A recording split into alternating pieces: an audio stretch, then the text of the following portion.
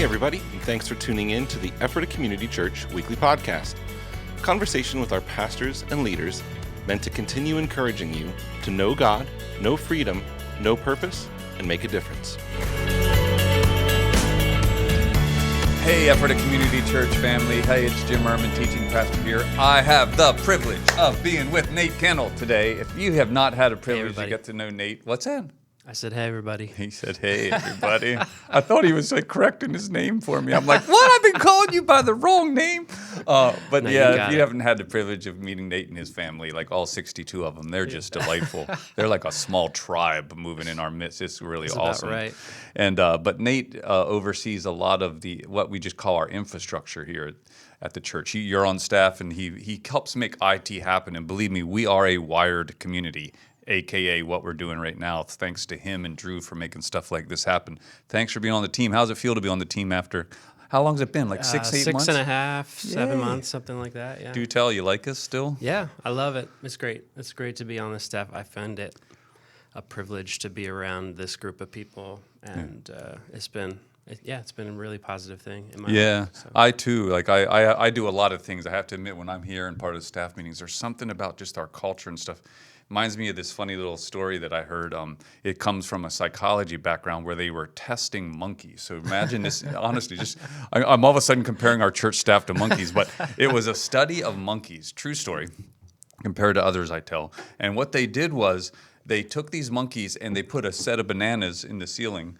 But if any of the monkeys went for the bananas, they would have a negative reinforcement thing. I didn't know if they were shocked or whatever, but all that to say, every monkey eventually tried to get it and then got the negative reinforcement. To the point, then they noticed in the group that the monkeys started, if they saw another guy start to go for it, they would grab him and pull him down and be like, you don't touch those, because everyone got shocked. So no matter who touched it, everyone got shocked, right? Like, I don't know whether we were in college or something. So all of a sudden, some of you are calling PETA on us. Affecting me exactly here. Right. So they started to police each other to the point where they then started to pull one monkey out and put a different monkey in.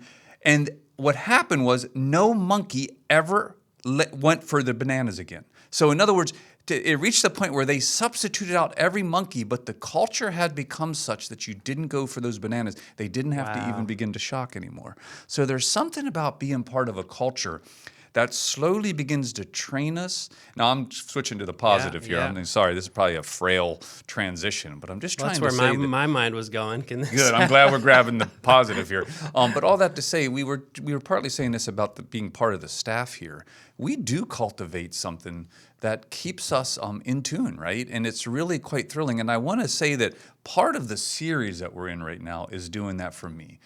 There is something about money. I mean, I love the fact that Kevin points out that if we just reduce Jesus's 3 years of preaching and teaching to a 52-week sermon series, 4 months of it would be on money or related to resourcing.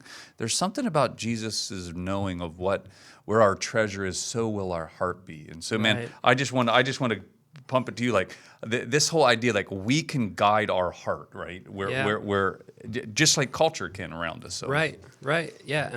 And I was thinking about your story. It became something that wasn't even real to them. Mm-hmm. None of them had experienced that, but hopefully this is something that is real. And that's one of the things that stuck out to me, is that God is in a place. God is the righteous one who should. It's right that we give him everything, right? That's everything right. That was one of the points. Sorry, I'm not doing the point that you brought up. No, you're allowed to say, welcome to the ECC podcast. Yeah, right. Elephant trails. In other words, everything in the world is his. And when we die, we're not going to have anything anymore, and it's all going to be someone else's. Mm-hmm. So it's right that we give unto him.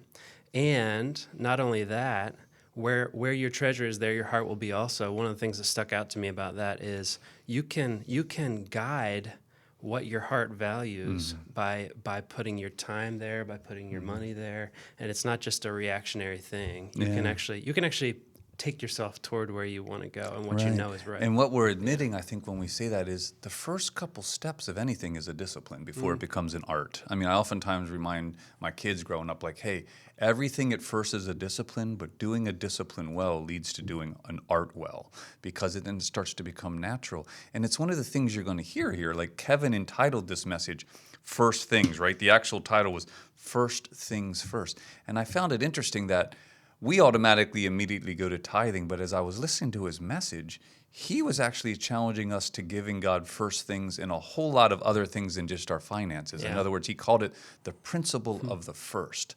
That if you can first orient your 15 minutes of the day, we're oftentimes talking about that, the first and final 15.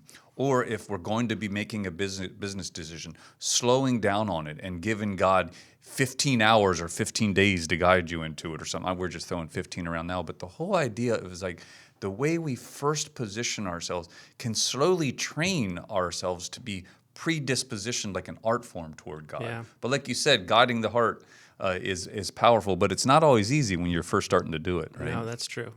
Which is what I'm thrilled about this 90-day challenge, because at one level, we're trying to back people in this church up. We're like, hey, go ahead and take a risk and let us back you up. Man, if after 90 days you can't pay your bills because you tithe, you get your tithe back, right? Because we want to help you be able to develop an art, and it takes discipline at first. Yeah.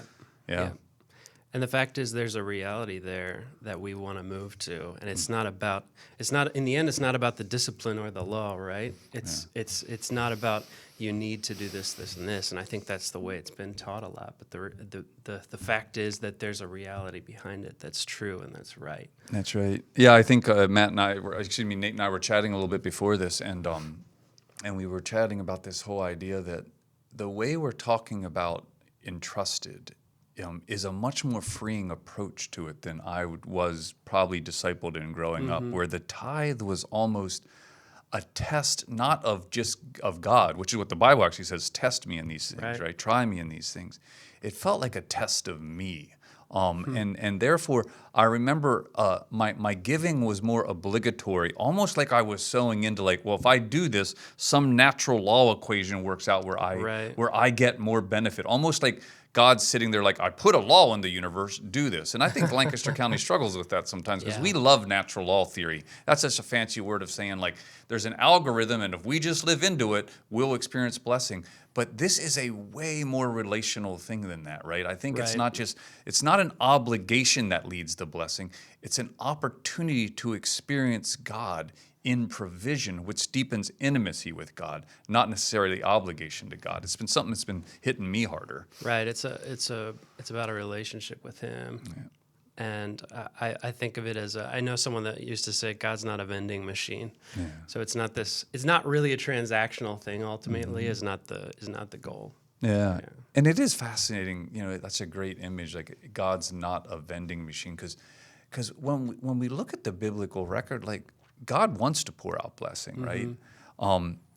And He does call us to a certain kind of posture or behavior, but it's so tempting to turn that into some kind of technique or an algorithm to get something from God. But ultimately, whatever He's going to be doing is going to be driving you back to, you will know me more and I will know you more, and I will put you in encounter with others more as you do that. And that's easier to think about in some ways other than our money, right? Because something about our resourcing, it just drives us to this kind of insulated or individual position first, and then we can be generous to the world. I think God's challenge is like, hey, I want to teach you how to be generous first, and then watch everything fall in order after that. And don't know if it's been your experience or if it's, you could sit and go, Jim, I disagree. That's allowed. No, too. not at all. I was thinking of a pump as you were saying that, and we talk about maybe it's a cliche metaphor, but priming the pump. I think there's a flow that He wants us to realize that, He is, it's like Jesus said, I'm the vine and you're the branches, and if you're cut off from me, you're going to die. And so I think part of it is about getting into a posture and a habit of being grateful for what He's given and realizing that everything is flowing from Him. Yeah. And so it's not in this set of rules and laws that we can follow that are just principles. Yes, they are true principles, but it's about getting into that flow with Him and that relationship with Him where we're grateful for what we have and He's providing everything for us. Yeah, I love the words that we keep throwing out around this whole series, like generosity, giving first fruits, and gratefulness, right? Like, I think that's one of the things that when we talk about I will pour out blessing on you when you do this, I honestly think that the blessings aren't just like you're going to be able to pay your bills in the future, or you're going to be maybe even see your tent pegs expanded, using a good biblical metaphor. But I don't want to walk past some of the interior life stuff that happens. Like we become more thankful people, right? We become more grateful people.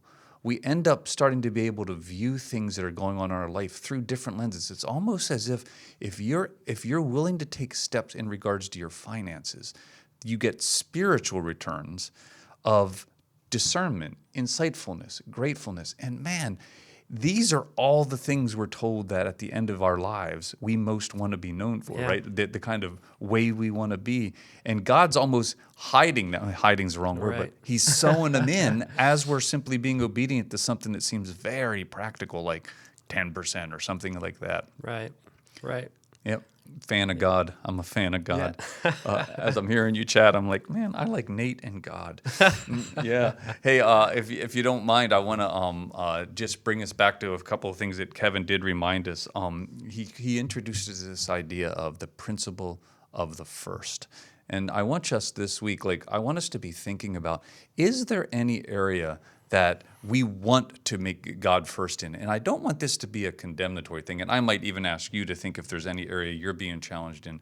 But one of the things that I did reboot after the sermon series this sermon series of these 3 weeks is I've been spotting hey, where in different spheres of my life is God going to get the first? So in other words, let me give you a hint. When I get home on Sunday afternoons after a busy weekend to being part of this community, which I absolutely love, I love to tend to veg. I mean, there's something about Sunday afternoons. I'm not a big nap guy, but man, I can go blank in the brain pretty fast, whether that's a football game or just something like that. And I thought to myself, okay, what's it mean to actually get home on Sunday? And I mean, not in an obligatory way, but say, God, I want to give you an opportunity. And you know what I've done the last 2 Sundays is I've made a phone call to a family member.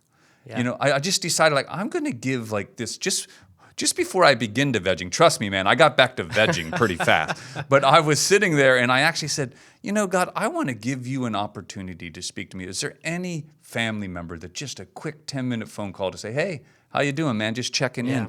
And I'm going to tell you, those were 2 amazingly powerful moments with family members. No agenda, just checking in. And that's just one example of, can we start to think of somewhere where we can test God with something in a sense? And don't get me wrong, I mean it. There is a tithe of the time that I think that I have this Sunday afternoon to say, I'm going to be available for 10 minutes just to say, God, is there anyone I can call and check in with? That's some of the kind of little steps I think we can take and see God move. I mean, for me, I think one of the kind of paradoxes of this is not having it be law, but still taking account. And I think that's a great I way to put it. reject obligation because, I don't know, I think I've conflated the law with discipline in some areas in my life. And so I rejected obligation in every way. And it rejected almost numbers or taking account of things. But we were having a conversation this morning about reflecting back over your day and taking time to realize what has actually happened. And I think when you reject all taking account or discipline, you're not present in your life, and you're not able to say wow, I'm grateful for the things that I have, because you're not willing to look at what you do have. And so I think one of the areas for me is, you talked about my 62 kids. Is actually I said your family was 62. I know your extended family. Good people. Yes, I do have a big. My mom was one of 8, and my parents have 18 grandkids. But anyway, so in the midst of that, life can I can feel like I'm just being led by the schedule, right? I had 3 kids in soccer. Thank God soccer is over for right now. Praise the Lord. But so when I get up, there might be a 3-year-old jumping on me, and it's I have to be very intentional to take the time in the morning or the evening and just say, and just give that to the Lord. So that's one of the areas that I'm going, okay, I'm not going to allow life. I'm going to take what's important and I'm going to give it to the Lord, and take account of those things and make it an intentional thing where I'm not just floating through Dude, life. that is a great. I love what you just said. And I want to catch it because I actually want to use it to summarize. You don't want to turn this into a religious thing or an obligation, but you do want the best parts of taking account. Yeah. And if anything of this series, let this 4 or 5 weeks be, let's take account of our lives, right? And be able to pause long enough to observe where our treasure is. Like where, now, by the way, it might be actually in the stimulus response flow of raising a family of 62 or stewarding a family of 62, but at least take an account and see where your attention is at this moment and see if the Spirit wants to say anything to it. I think it's right on there. Yeah, absolutely. Yeah. And I will end, if you don't mind, I want to keep Go for reminding us of the words of Jesus in this, because Kevin's had us, believe it or not, in this Matthew 6 passage so much. And I just want to remind you, do not store up for yourselves treasure on earth where moth and rust destroy and where thieves break in and steal. But store up for yourselves treasure in heaven, where moth and rust do not destroy, and thieves do not break in and steal. For I tell you, where your treasure is, there your heart will be also. So anyway, let's take account of that in these weeks and invite God into our worlds. And man, it's going to be quite the opportunity. Thanks for spending time with us, Nate. Absolutely. Yeah, this coming week. It is fun. This coming week, Dr. Randy Clark's going to be here. So we'll remind you. Very excited. Probably if you're watching this, you're part of our community. You're quite aware of this, but I will remind you that we have a connection, not just a respect for, but we believe we actually have quite a connection with Global Awakenings, particularly Randy Clark. He's asked to come to us, and trust me, that doesn't happen in Dr. Randy Clark's schedule very often. This is one of the most sought after people ministering in this area of healing. He'll be doing a training on Saturday afternoon, and then there'll actually be a time of healing where we're trusting God. Matter of fact, it's more than just trusting. We actually have an expectation. We have seen some amazing stuff. I just want to close with a story of a guy last week who we had a word around pain in the foot. He came up with a tendonitis injury from running. He has done Ironmans. That's on him, in my opinion. You know, God, why would you want to heal someone who's so dumb to do that, right? But he had done some Ironmans, developed a pretty significant issue in his one foot, tendonitis, and he the word he just responded to it came up for a prayer. And while he was being healed, his foot started to get hot, and he started to get distracted by the heat. And one of our pastors had to look at him and said, "Actually, that's the healing going on, man." Ended up, the guy got healed. He's like, God, I'm trying to get healed in it. I'm so distracted by my foot. By my burning foot. Oh my goodness! Isn't it funny how we do the world? But all that to we've say, been telling stories like that, and faith is really rising. Oh, man, I think, and something's going on. Saturday's going to be Saturday night. It's going to be awesome. You nailed it. That's one of where I was headed with that. We have an expectation that God's up to something, and we're merely responding to it. So come out and check it out with us. We hope to see you. Have a great week until then. Take care. Hey, thanks again for joining us today. We hope that you've been encouraged by listening and that you'll join us again next week. You can listen to previous episodes, find additional resources, and of course, learn more about us by visiting EphphatACommunityChurch.com.